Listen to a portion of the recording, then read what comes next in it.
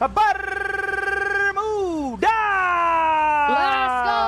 Let's go. Kita lihat garis pesawat dari Bermuda yang cukup aman membelah Bermuda ini menjadi dua. Di mana garis pesawat yang akan berakhir di sekitaran Cape Town, tentunya di rumah dari Onyx Olympus. Apakah yang akan terjadi? Pembagian so far masih aman. Onyx juga langsung turun karena sudah hampir tiba di Cape Town. Tapi kalau kita lihat dari Bigetron, Delta memiliki posisi yang cukup nyaman dengan 3 kota sekaligus yang mereka tempati. Tapi ternyata EVOS Divine yang tidak nyaman sama sekali. Rumah L ternyata membawa bencana. 3 player pun tumbang. 1 player terakhir yaitu seorang Gedai nampaknya akan sedikit kesulitan dengan tanpa adanya apapun yang dia miliki. Fast nggak punya koin cuma 200. Ini akan sangat berbahaya untuk EVOS Divine. Sangat-sangat tidak bisa bertahan di early. Gak bagus dari seorang Gedai juga kali ini cuma 200. Vending mesinnya udah dipegang juga sama para punggawa dari Kagendra. 400 sekarang tapi langsung digerebek sama seorang Dead. Rata, EVOS rata dan harus tusun di posisi ke-12. Nah ini nih Kagendra ini gen respect guys. Sumpah guys, ini harus mereka lakukan guys supaya mereka diperhitungkan di turnamen-turnamen berikutnya. Emang menurut gua resikonya juga cukup tinggi gitu kan. Lo nabrak ke rumah orang, mengganggu pergerakan orang. Tapi kalau kita berpikir secara objektif, hal ini memang harus dibangun oleh Kagendra agar mereka dapat something di DGWB kali ini. Tapi kita akan melihat terlebih dahulu sudah akan ada RF juga yang bertempur dengan ada Kraken. Tembakan bakat berbuka, Irbar juga harus tumbang. Namun ada tim satu pun harus kandas terlebih dahulu. Serwig dengan Dapek kali ini masih mencari celah. Sudah ada juga Rift dan Rhythm yang bakal coba dibuka. Namun Serwig datang dari belakang memberikan serangan kejutan. Narita pun kandas. Bahkan Kraken Esports kali ini harus rata di posisi ke-11. Shriek di sini cukup bergerak bebas, masuk ke dalam rumah, keluar lagi menghalau serangan demi serangan pada musuhnya sendiri. Dan ada cukup bantuan dari Riptide Freedom juga tadi yang akhirnya bisa membuka kembali vision daripada RF, di mana banyaknya global yang tadi sempat dibuka, sehingga akhirnya 4 poin eliminasi dengan cukup utuh dimiliki oleh tim dari ARF. Sentosa bukan tempat yang sebenarnya enak-enak banget buat 2 tim. Yes, itu area yang luas, tapi balik lagi kalau misalnya dibagi buat kedua tim udah koin dikit gitu kan, apa yang dicari di sana. Dan kembali lagi Onyx Olympus, kita melihat setelah dari Cape Town mereka udah berhari-hari ini turunnya langsung ke Sentosa. Dan nggak masalah kalau mereka respect nantinya pas ke Kotunya nggak kelamaan, karena lumayan ada yang nempatin gitu kan. Kalau misalnya mereka bisa respect entah dengan antisipasi menggunakan vehicle, ya udah kalian bisa lanjut. Tapi kalau terlalu lama di Sentosa kayak hari sebelumnya yang akhirnya fight yang cukup panjang terjadi, malah mereka pas mau rotasi yang ketiga itu udah di-cut sama orang lain yang udah ada stay di sana. MBR kalau gue nggak salah. Betul. Jadi gue tau lah apa yang pengen Onyx lakukan nih. Sebenarnya Onyx dari Cape Town langsung ke Sentosa pojokan itu berharap ada tim-tim yang baru selesai perang kemudian kaburnya itu ke sisi kanan sebelum lari ke Cape Town gitu kan. Makanya Onyx coba motong cepet di sana supaya at least dia dapetin poin eliminasi di area early. Cuman bener apa kata Julia, kalau terlalu lama nahan nungguin orang tempur ya kalian disetup balik sama tim lain gitu kan. Iya. Mereka mikirnya kalau misalnya mereka rotasi langsung ke Kotu kayak gitu, oke ini tempat gua rotasi, biasanya orang nggak akan di sana. Nggak bisa kita mengharapkan seperti itu gitu. Siapa tahu ada orang yang udah nyampe ke sana. Memang kemarin kenapa mereka ketahan lama di Sentosa karena RF-nya juga terlalu santai di Sentosa. Cuman kita udah melihat perubahan di round-round, karena kan kemarin Bermuda 2 kali juga. Nah Bermuda yang ketiga kemarin ARF tuh udah belajar dari Bermuda pertama. Mereka nggak lama di Sentosa kayak sekarang nih. Mereka udah tadi fight sekali di Sentosa udah langsung cabut. Dan itu menurut gua adalah decision making yang cukup wise daripada ARF tim, belajar dari kesalahan mereka. Dan ini dia 10% mood tim anomali yang sering bikin gua kagum. Kadang moodnya 90%, kadang 10% nih Godok. Ya bakal bertemu sama Todak yang lagi bagus-bagus ya. Kali ini coba untuk dimaju. LX bakal coba dipukul mundur terlebih dahulu. Masih ada setup global juga. Corona bakal coba untuk dia menap. Tapi hati-hati. Pas terompatnya connect karena serang LX. Tembakan datang karena dirinya. Ada Brit yang harus tumbang terlebih dahulu. Kali ini nampaknya LX juga harus tumbang. Tidak bisa bertahan. Yago Jawa nggak dapat posisi enak karena perangnya di area dalam. Jadi visionnya terbatas sekali. Kali ini membuat kawan-kawan dari Todak pun harus menelan kerugian. Traps langsung coba di-revive. Yago Jawa tidak punya jalan keluar, harus all in dan tidak bisa bertahan. Granat dari Obi menutup semuanya. Dan Todak dipukul dipukul mundur oleh 10% mood kali ini. Oke, ini 90% nih moodnya di map kali ini ya ternyata dari fightnya. Winning kondisinya di mana untuk 10% mood ketika mereka fight di dalam rumah yang mana vision dari Yago Jawa itu tidak sampai. Kedua, Trail of Battle yang connect tadi ke arah satu player daripada tim Todak itu LXP sehingga tidak ada bisa upaya defensif yang dilakukan. Dan itu akhirnya membuat 10% mood gampang banget melancarkan serangannya terhadap mereka. Kita move lagi kali ini ke arah POV daripada RF Team yang kali ini tiba di arah Mars Electric. Satu orang berhasil diamankan. Pada akhirnya membuat Inastar X Kediri harus kocar kacir kabur, tapi ternyata di belakang box juga terjatuh lagi satu player daripada Inastar X Kediri yang untungnya masih bisa dihidupkan karena itu ada vending machine yang udah menjadi area dari tim Inastar X Kediri. Balik lagi, selalu gua bilang gak bosan-bosan. Ini di Indonesia, turnamen-turnamen Indonesia itu sebagian besar kalau fight ada vending machine gak dijagain vending machine-nya. Jadi jarang banget yang bisa langsung nge-wipe out kecuali class combat gitu kayak jarak dekat gitu. Itu memungkinkan untuk wipe out. Tapi kalau jaraknya kayak berjauhan gini yang mana ada vending machine biasanya nggak dijagain. Ya. Nah, itu yang menjadi akhirnya peluang bagi satu tim yang lagi behind untuk bisa regroup lagi gitu kan. Betul. Itu dia yang perlu diperhitungkan ya kawan-kawan ya. Dan kita melihat bagaimana potensi pertarungan harusnya bakal terjadi dengan adanya rotasi yang cukup agresif dari Bigetron. Tahu banget Bigetron di Mara Electric gak mungkin kosong. Mereka coba untuk datang ke area sana, coba untuk di setup juga, tapi RF yang udah mulai ngelihat ke arah Pocinok ini akan ngebuat akhirnya Bigetron langsung membalikan badan, tapi gak sepenuhnya balik karena Delta One berhasil menumbangkan satu anggota di sana.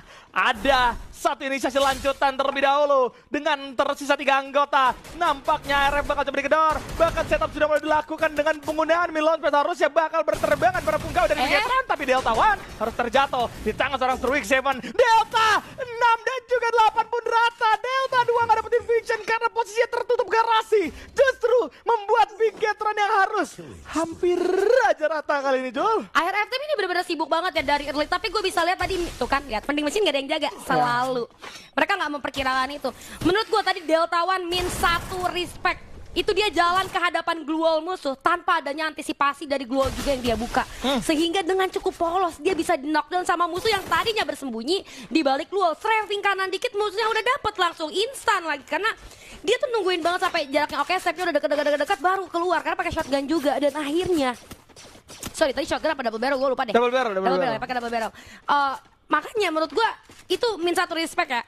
Karena itu area yang cukup terbuka. Depan udah jelas ada glue wall musuh. Apa tidak diperhitungkan bahwa di depan itu ada musuh di balik glue wall? Harusnya udah tahu gitu ya.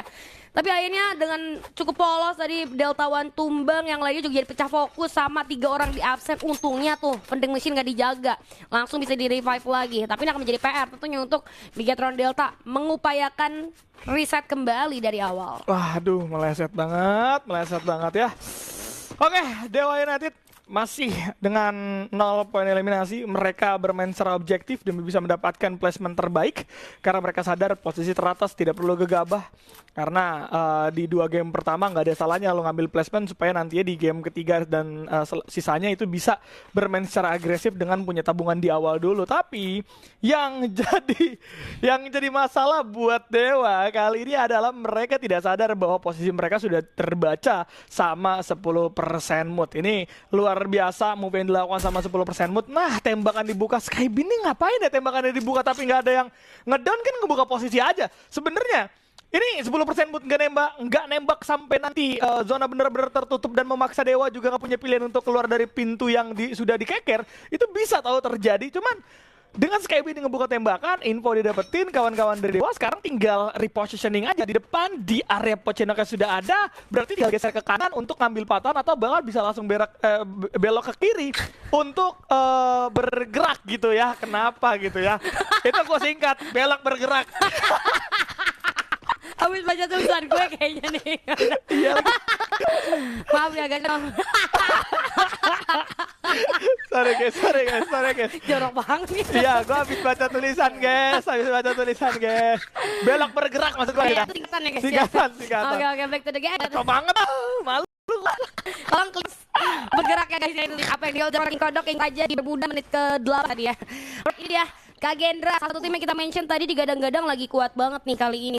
Lu bisa lihat ya kan dari Irap sendiri udah mengcover kawan-kawannya meskipun mereka berbuat zona dan mereka memiliki 5 poin eliminasi, tapi kalau kita lihat sih harusnya dari Jeleka udah nggak begitu ramai. Ini dari 10 tim yang hidup sebelum kita berjalan, tapi akhirnya Gator Delta One berhasil merevive tim kawannya di 10 yang mana kalau kita lihat semua tim ini lagi sibuk berotasi dalam circle dan baru banget hidupin teman-temannya. Sebenarnya nggak masalah, gue yakin mereka bisa survive dengan segudang pengalaman mereka tentunya, apalagi mereka adalah tim saya ya. Jadi pasti mereka udah punya jalan keluar lah, tapi kita lihat aja sih.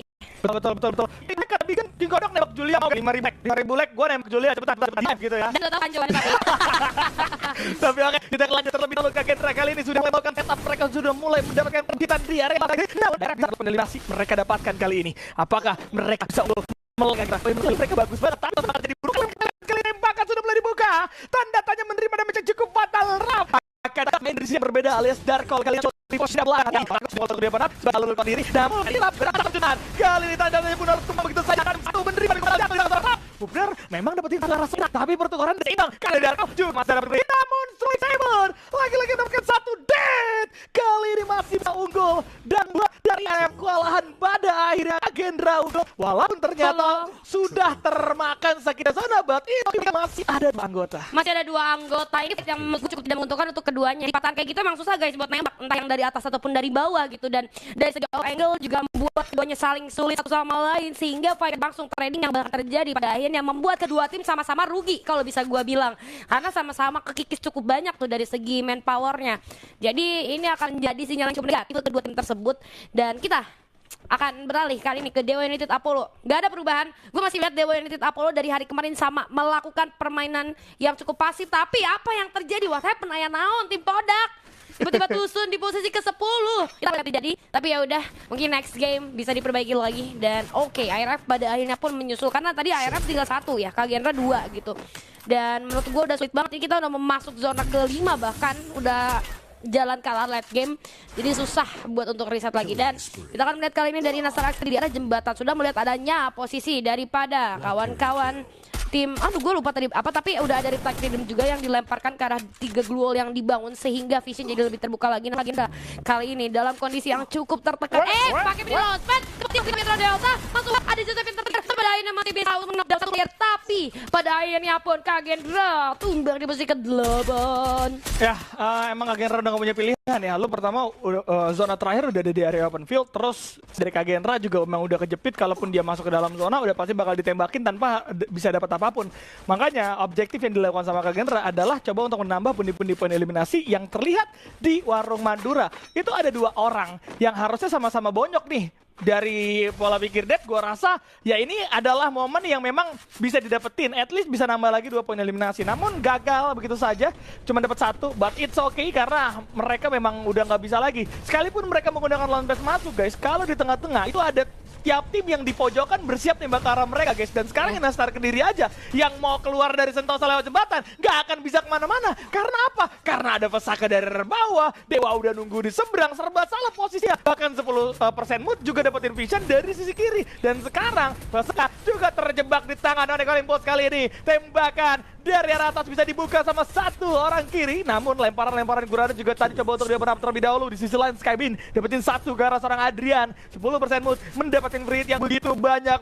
Saka harus segera naik walau posisi mereka sulit. M79 connect ke arah 2, bahkan 3 player sekaligus. Coba untuk dibuka lagi, apakah masih bisa tertahan atau coba untuk dihancurkan dari beberapa keluar terlebih dahulu. Semua resource sudah mulai dibuang, bahkan kiri udah mulai lempar A124-nya, tapi tidak ada follow up yang begitu cepat yang coba dimainkan oleh Onyx kali ini, Julia. Untungnya tuh ya kiri jaraknya jauh banget, udah bawa Alvaro padahal kalau misalnya jaraknya dekat tadi M79-nya bisa kali dapat 1 knockdown, tapi kena banyak cukup damage output karena udah play daripada Vesaka yang posisinya lagi tidak mengenakan. Dan pada akhirnya perjalanan daripada MBR ditutup oleh Onyx Olympus yang kita lihat baru 3 poin eliminasi, bermain dengan cukup pasif. Kali ini kita punya 2 tim yang mainnya bener-bener pasif, yaitu Dewa dan juga Onyx. Tapi kalau kita lihat ternyata Dewa sudah join karena pertempuran Vesaka dan juga Onyx yang pada akhirnya Vesaka pun tumbang di posisi ke-4. 3 tim tersisa kali ini 10% again and again, the last man standing akan coba untuk berperang, namun sayang sekali terhenti di sana. 2 tim tersisa Onyx versus Dewa United Apollo dengan keunggulan yang dimiliki oleh Onyx Olympus secara manpower. Tapi kalau kita ngomongin grounding dan posisi, Dewa United United Apollo kali ini cukup memegang kendali. Dimana kita lihat King Kongnya hilang 3 versus 3 kali ini. Dan juga udah ada 2 player yang langsung coba all in ke arah Sultan. Jack bakal mencari jalan, tapi kalau kita lihat perkumpulan yang dilakukan oleh Onyx Olympus, ada save yang dibuka, tidak ada damage eksplosif yang bisa menumbangkan kawan-kawan daripada Dewa United Apollo. North akan membalas dengan F79 yang ia gunakan, tapi Zero coba untuk melakukan upaya flanking, namun sayang sekali Kiki kehilangan cukup banyak HP, tapi kirinya tumbang. Oh my god, ada pertukaran yang terjadi 2 versus 2 kali ini. Zero dengan M 10-14 di tangannya chip 3, coba untuk melakukan medikasi, nggak sempat, Zero nggak sempat, coba lebih dahulu memberikan HP kembali. Ada FGL juga nih, nyata belum kelihatan yang cukup plus untuk dan jadi keuntungan, tapi kita lihat dari arah belakang kurang respect nampaknya seorang Jack, the last man standing akan kasih lakukan clutch point, tapi nampaknya mengganggu seorang Jack. 2-1 itu kayak gila banget, apa seorang lagi yang boy berani Dewa Apollo berhasil kembali dengan Booyah. Dewa